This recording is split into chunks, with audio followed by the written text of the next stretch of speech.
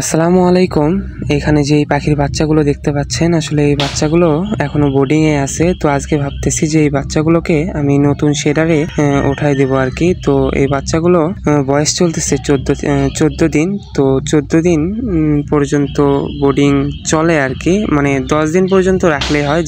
যেহেতু এখন গরমের সিজন, তো বেশি দিন বোর্ডিং না রাখলেই ভালো আর কি। তো আমি 14 দিন পর্যন্ত রাখছি, তো আর রাখা যাবে না যেহেতু পাখিগুলো একটু বেশি বোর্ডিংটা হয়েছে, মানে বোর্ডিংয়ের জায়গাটা হয়েছে একটু ছোট।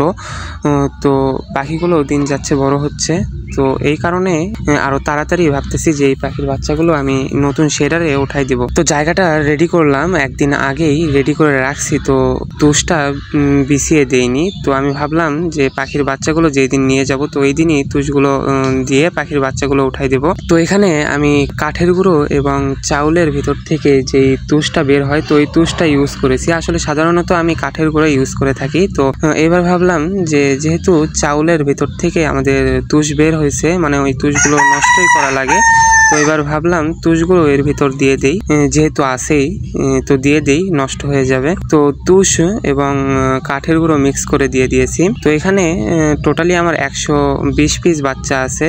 তো জায়গাটা একটু বড় হওয়ার কারণে মাঝখান দিয়ে পার্টিশন দেওয়া হয়েছে। তো এই বাচ্চাগুলো আল্লাহ তাআলার রহমতে 14 দিনে অনেক বড় বড় হয়েছে, আপনারা দেখতেই পাচ্ছেন। আসলে এই বাচ্চাগুলো তেমন একটা ওষুধ খরচ যায়নি বললেই চলে আর কি, মানে এখন যেহেতু গরমের সিজন, তেমন একটা ওষুধ খরচ যায়নি। তো এই বাচ্চাগুলো নিয়ে যাওয়ার জন্য আমি একটা ক্যারেট ইউজ করেছি, আসলে ফলের ক্যারেট। তো এই ক্যারেটে করে আমি 60 পিস করে বাচ্চা নিয়ে যাচ্ছি, যেহেতু 120 পিস বাচ্চা আছে। তো 60 পিস করে নিয়ে যাওয়ার কারণ হচ্ছে বেশি বাচ্চা নিয়ে গেলে একটু সমস্যা হতে পারে, তো এই কারণে 60 পিস করে বাচ্চা নিয়ে যাচ্ছি। তো দুইবারে টোটালি 120 পিস বাচ্চা নিয়ে এসেছি। আসলে জায়গাটা একটু বড়ই হয়েছে,